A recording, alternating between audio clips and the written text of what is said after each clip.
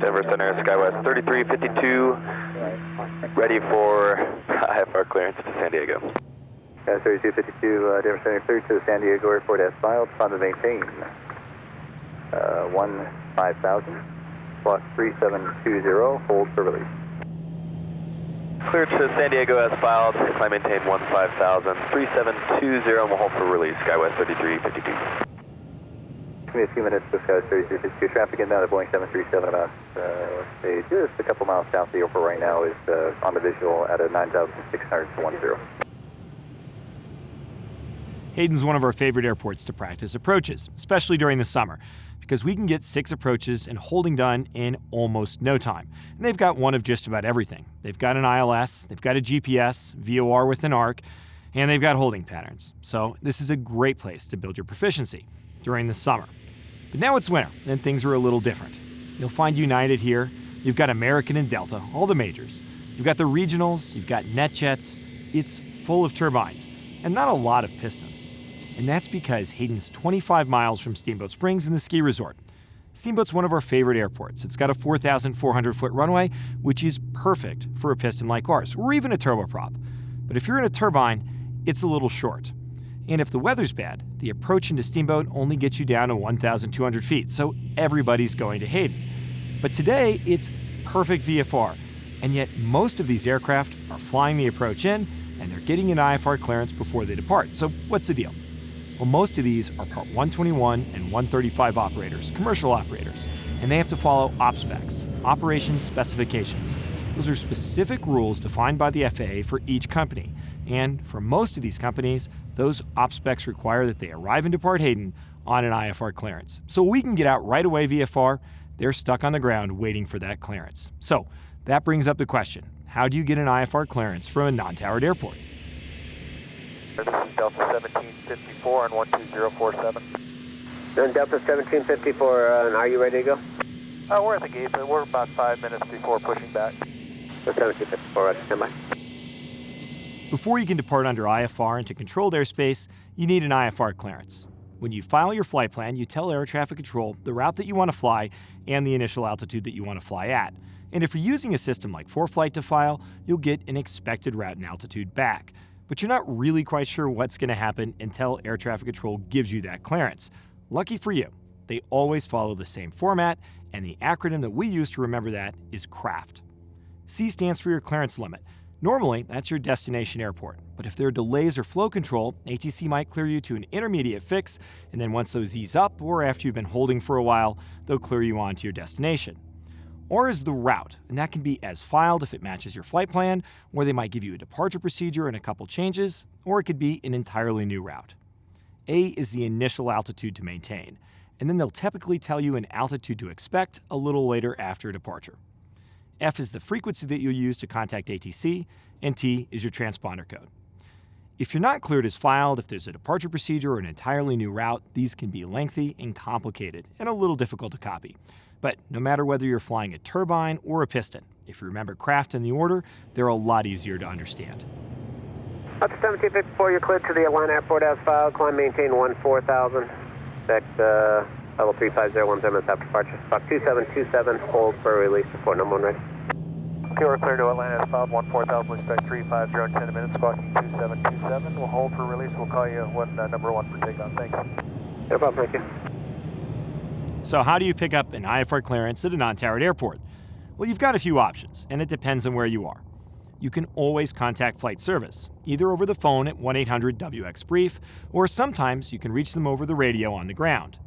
The briefer can't actually issue your clearance. They need to get that from the controller in charge of your airspace. So they'll relay your request, and after you go back and forth a little bit with some questions, once the controller feels comfortable, they'll give your clearance to the briefer, who relays it to you.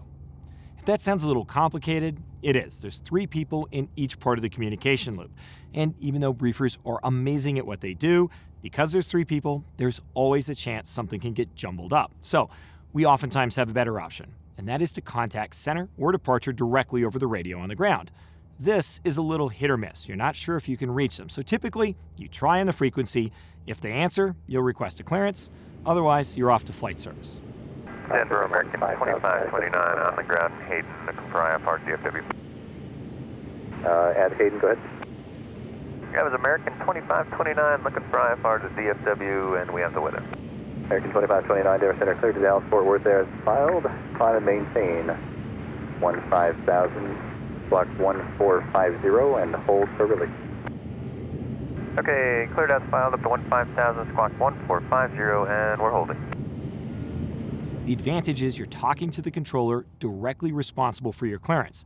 The downside is you're using the same frequency that they're using to control other air traffic. So if your clearance is long and things are busy, you can clog things up. The FAA has given us a third option at some airports, and that is a clearance delivery phone number. In this case, you're calling up the controller over the phone at their desk or possibly an assistant controller if they're busy. You'll get your clearance over the phone, and then they'll typically hold you for release. More on that in a second. The advantage here is you're not tying up that radio frequency, and since it's the phone, it's a little easier to understand. If the service is permanent, you'll find it in the chart supplement. If it's temporary, like it is at Hayden during busier days in the winter, they'll issue it via NOTAM. Call me when you're number one ready, American 2529. Got a couple of aircraft inbound the next 10 minutes. Okay, we'll do that. Thanks, American 2529. Okay, you've got your clearance, but that doesn't mean that you can depart. ATC needs to protect the airspace around the airport until they can see you and provide separation. And they protect an area about 5 minutes from the airport. It's minutes, not miles, because aircraft are all moving different speed.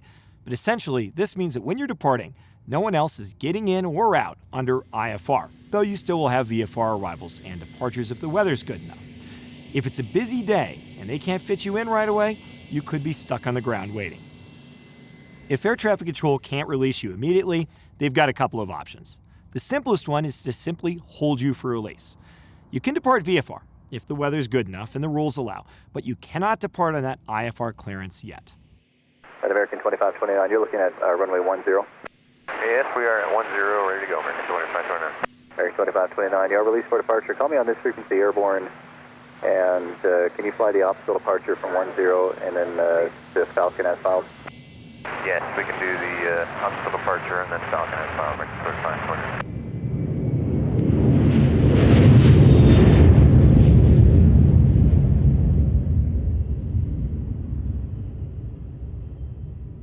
If they know what time the airspace will clear, they can give you a release time. That's the earliest time that you can depart under your IFR clearance. Once they've released you or given you a release time, they'll typically give you a clearance void time. That's the latest time that you can depart on the IFR clearance. So when you look at your release and you look at your clearance void time, you have an IFR departure window. And it's normally only 3 or 4 minutes long, which sounds incredibly short. But think about this. Normally when you call for release, you're at the end of the taxiway by the runway threshold, ready to depart. It shouldn't take you long to get going. Let's say you can't get off. Maybe for some reason the weather goes below minimums or you find an engine problem.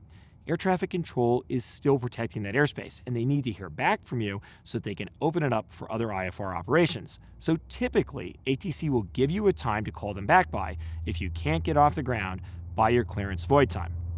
In practice, ATC uses a combination of these depending on the weather and the type of operations. Today at Hayden, they're holding people for release and asking them to call when they're number one at the end of the runway. Once they've called and ATC's got a hole, they'll call them back and release them. They're not assigning clearance void times because the weather's good enough and they know that all of these pilots will call back right away if they're not able to make it off the ground quickly. Denver Center, Skywest 3353 is on the ground. Cancel IFR for...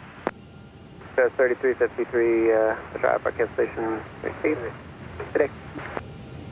Good day. Skywest 3353. Delta 1754, you're number one.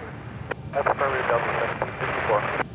1754, you released for Port Airborne this frequency. Release to call you airborne, Delta 1754.